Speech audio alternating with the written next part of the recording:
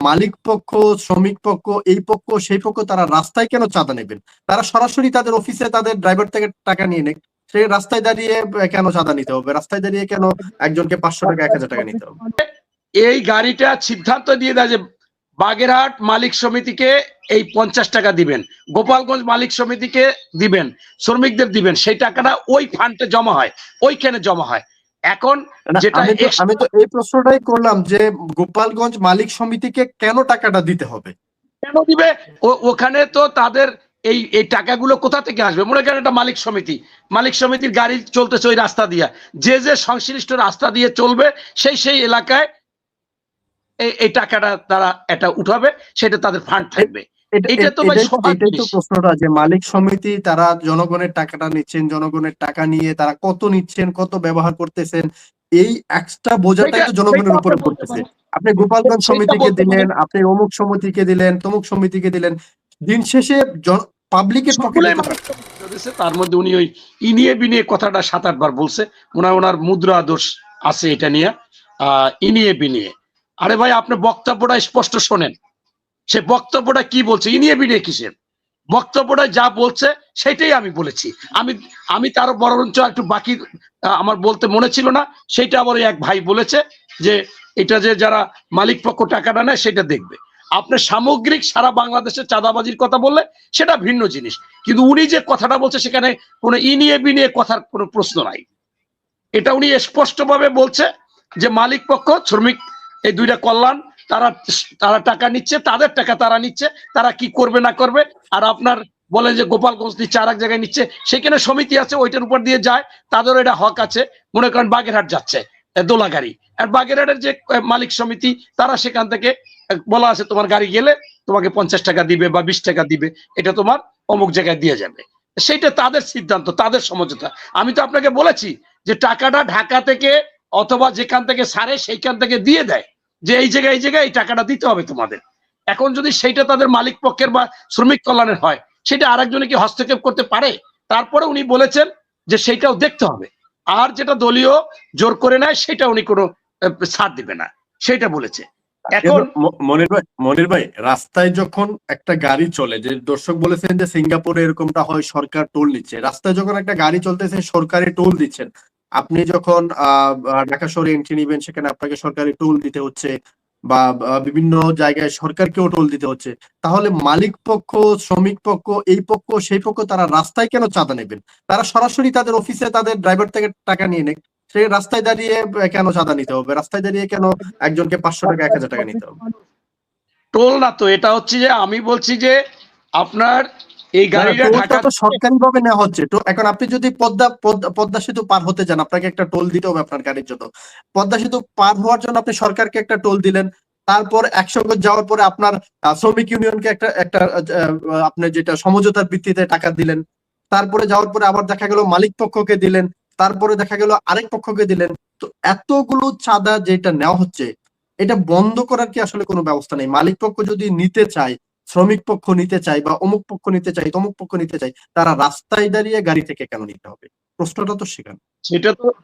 সেটা তো দায়িত্বশীল মন্ত্রী বলেছেন যে এইটা আসলে ওনারা কেন নেয় কি নেয় সেটা আমরা দেখবো, কিন্তু ওনারা যদি নেয়, আপনাকে আবারও বলি, আপনি আসলে আমার কথাটাই বুঝেন নাই। আপনি তো গাড়িতে চলেন না বেশি।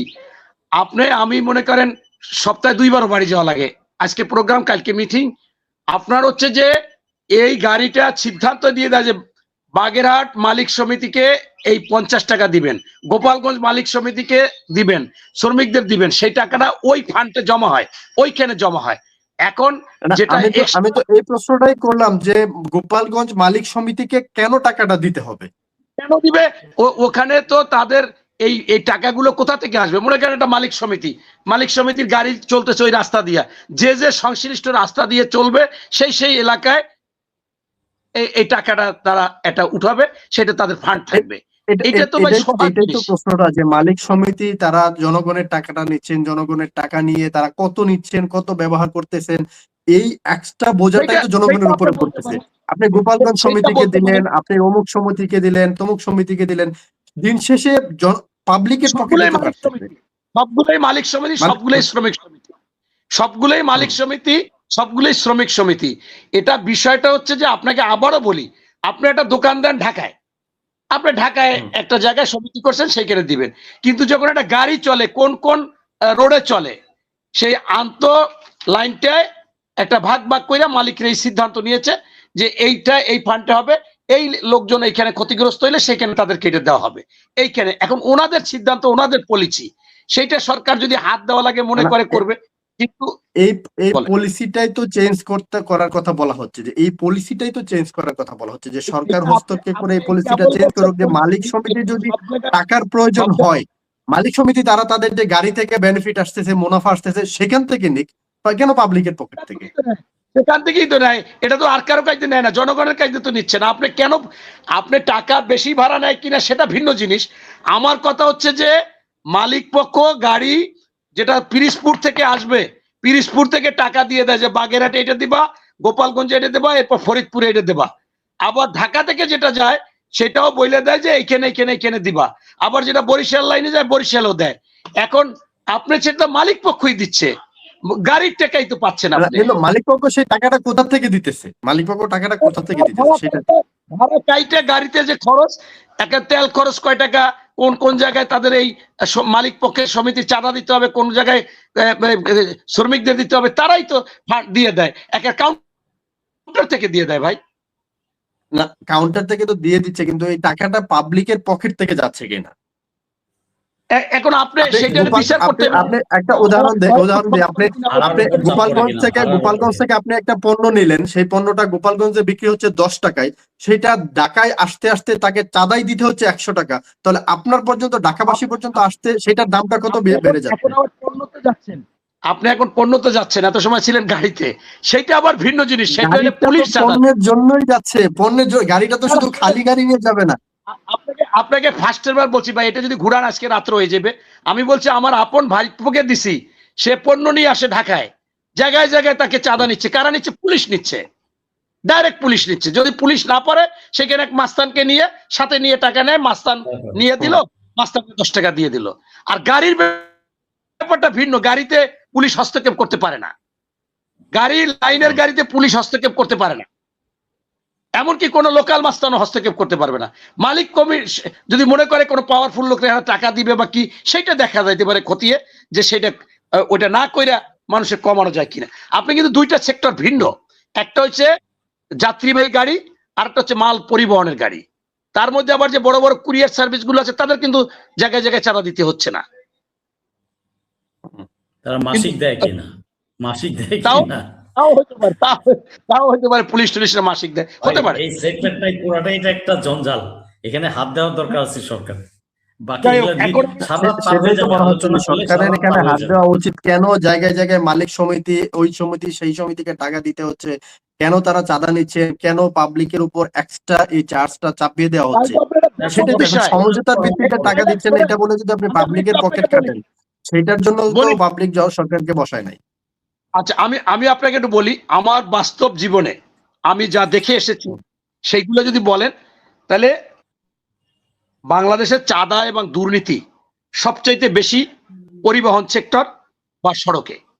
সেখানে লাইসেন্স বলেন, আপনি গাড়ি বলেন, এটা বলেন, ওইটা বলেন, বিভিন্ন ভাবে নেয়, সেগুলো বড় ব্যাপার। এরপর হলে পুলিশ, আবার পুলিশ কি করে, তারাই আবার মাদক থেকেও বেশি বেশি টাকা নেয়, এই অস্ত্র পাচারে নিবে, এইটা নিবে, মাদকদেরকে বাঁচাই রাখবে, তারাই মাদক ধরবে, আবার ওর কাছে টাকা নেবে, নিয়ে আবার আরেকজনের কাছে বিক্রি করবে। এগুলো আমি বাস্তবেই দেখে আসছি। 18 মাসে আমি রুট লেভেলে আমার কাছে কমপ্লেন আসছে, আমি এডিশনাল এসপির সাথে আমার তর্ক বিতর্ক হয়েছে, একেবারে ওসির সাথে। আমি বললাম যে এ তো নিজে মাদক একদের নেয়, আবার এটা করে, এই এসআইডি দিয়ে হবে কি, এরকম সামনে বই বলছি আপনার এইটা।